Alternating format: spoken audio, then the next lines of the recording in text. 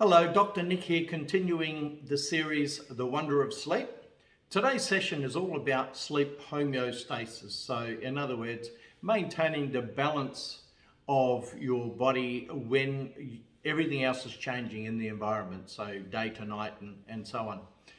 Now, your brain, as I've previously mentioned, weighs about 5% of your total body weight, but uses roughly 20% of your total energy stores for the day. The energy that the brain uses is adenosine triphosphate. So 3 particles of phosphate there. And what happens is the adenosine triphosphate is drawn into the neurons, whereby phosphate is released by the breaking of the bonds, which then releases energy into the neurons to help them power off and do all of the things that they do, which is a lot. Now, at the end of the day, of course, we've got a lot of this adenosine, which no longer has the triphosphate attached to it. This adenosine isn't a waste product, but what it does is it builds up in those little gaps between the neurons, known as synapses, and it attaches to adenosine receptors on the neurons. Once these adenosine receptors are full of adenosine, that neuron will basically stop working for the day because it's now got no energy. So this happens in millions of spots all over your brain. And probably the easiest way to think of this is the longer we're awake, the dumber we get because we lose a whole lot of neurons out of the system. So this is very important. Now, when we sleep, something magical occurs.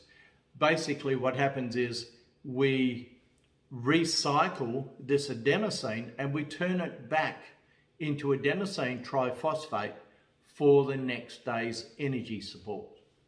So the homeostatic balance that you need to get on a daily basis, and we've been saying this for years, 7 to 8 hours of sleep will give you what you need. And in this case, you need roughly 1 hour of metabolizing and recycling adenosine back to adenosine triphosphate for every 2 hours awake where you build up this adenosine.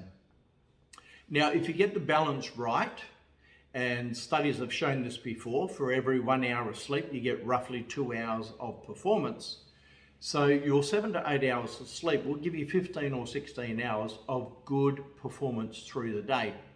And in fact, if you get that 3 days in a row, you won't even feel drowsy in the afternoon like a lot of people do. So let's investigate how this can go wrong. Let's just say you wake up at 6 o'clock, your bedtime would be around 10 p.m. that night. But on this occasion, your partner says to you, hey, how about we watch just a couple of episodes on Netflix? And you being the nice partner, you say, well, you know, it is bedtime, but okay, we'll just watch one episode. And one episode turns into 2, and sometimes that turns into 3. So your 10 o'clock bedtime is now pushed out to about 12:30. But of course, if your alarm's still going off at 6, you've only got 5.5 hours to metabolize and recycle your adenosine back to adenosine triphosphate. So what happens is you'll do most of it, but there'll still be a large amount of adenosine left over. So when you wake up at 6 in the morning, for example, you've got a fair amount of adenosine already there. By the time you add another 8 hours awake, so you're about 2 o'clock in the afternoon, now your head has roughly the same amount of adenosine in it that it would do at around 9 or 10 o'clock on a normal night. So we call this a sleep debt, and a lot of people don't fully understand that. And they try and get rid of the sleep debt by drinking coffee and Red Bull and things like that, which really does nothing to change the sleep debt. There's only one real way of clearing out a sleep debt, and that is to sleep. So if you get in trouble in the afternoon, so whether you're driving or working a computer, as long as you're sitting down, if you have a sleep debt, you will feel sleepy. If you want to discharge some of that sleep debt, a 20-minute nap in a safe place, especially if you've been driving, you pull over into a safe spot, I suggest getting out of the driver's seat and get in the back seat, lock your doors, set the alarm on your phone for 20 minutes, and just close your eyes for that 15-20 minutes. And that is enough to recycle enough adenosine to buy you anywhere from 2 to 3 hours. And if you have a double strength coffee before you have the nap, remembering that caffeine takes about 20 minutes to get in the bloodstream, what you'll get out of the caffeine and the nap is possibly 3 or 4 hours of energy, which if you're on the road, that will really help keep you safe. So in that 20 minutes, you'll reduce enough of this adenosine to take the pressure off trying to drive you to sleep. Plus, you'll also get the energy to carry on again. Now, importantly, it's a 20-minute nap, because if you get into 30 or 40 minutes and then wake up, you could wake up in deep sleep. And when you get into deep sleep, of course, your brain goes into a maintenance mode. So in maintenance mode, you have a lot of hormones running around in your brain. And these are your health and wellness hormones, trying to keep you fit and healthy. But of course, if you wake up with all those hormones going around in your brain, you will wake up with what we call sleep inertia. You will feel tired and groggy, and you're probably unsafe to drive for at least the next half an hour. So when considering a nap, always set the alarm for 20 minutes. So if you want to maintain really good sleep homeostasis, just average that 7.5 to 8 hours of sleep on most nights.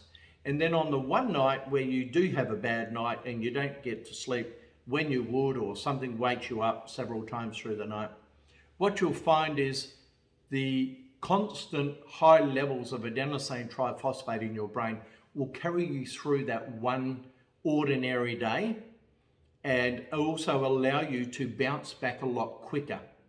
And what I do when I have a short sleep, so on a Wednesday night I play competition pool, which means I only get 6 hours of sleep that night instead of my regular 7 hours and 28 minutes.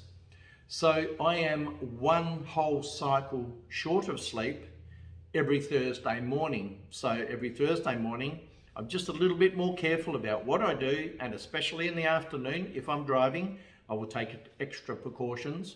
But Thursday night, I will literally go to bed roughly an hour and a half earlier. I'll get a few signs in my brain, so a few yawns and the eyes will get a bit tired.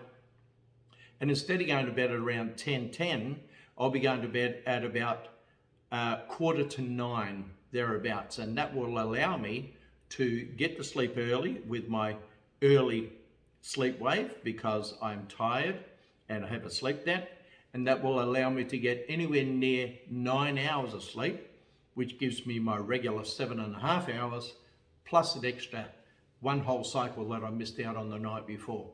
It is doable, and I tell you what, every Friday morning when I wake up after that catch-up sleep, I feel amazing, and that's a really good start when you're moving into the weekend. So, and here's another thing, if you don't want to waste your weekends catching up on sleep, get good sleep during the week.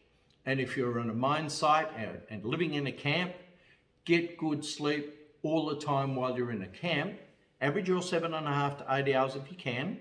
And that way, when you go home for your break, you don't have to worry about catching up on sleep. You can actually enjoy life, which is what you should be doing. Okay, so that's sleep homeostasis from Dr. Nick. Hope you have a wonderful week, and I'll talk to you again later. Bye-bye.